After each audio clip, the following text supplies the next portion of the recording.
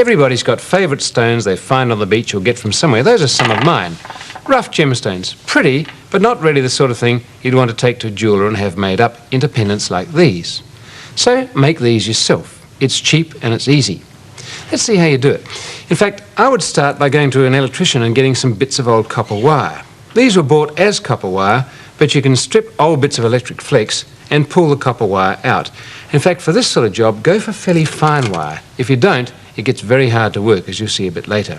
So I'm going to start with that. Then, let's say we're going to make a pendant like this. That's a bit of agate, and it's turned into a pendant with the copper wire. I'm going to take its brother, its stone that looks very like it, and work on that. And you can see how I did the original one. Well, I think the best thing to do is to stick it down in some way on the desktop.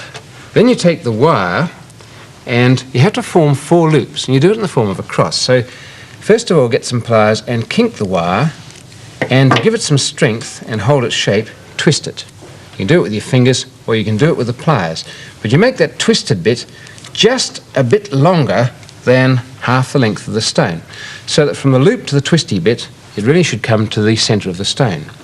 Then you bend the wire at right angles. You go up to one of the edges.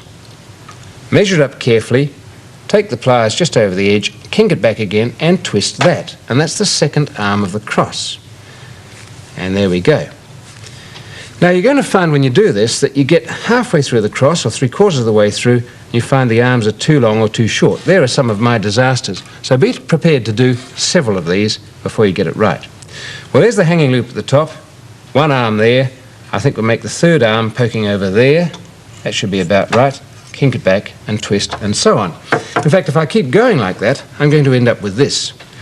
There's the hanging loop there, one arm there, and I have to do the 4th kink very carefully by just pinching it off there, doubling it back and twisting that up. Now when you do that, you're going to end up with 2 loose bits of wire, 2 ends. And make sure they come on the same side of the cross. You can cut them off as short as you can, and then turn them to face the stone. Otherwise they're going to catch in people's clothing. So there we are. That's the cross formed like that.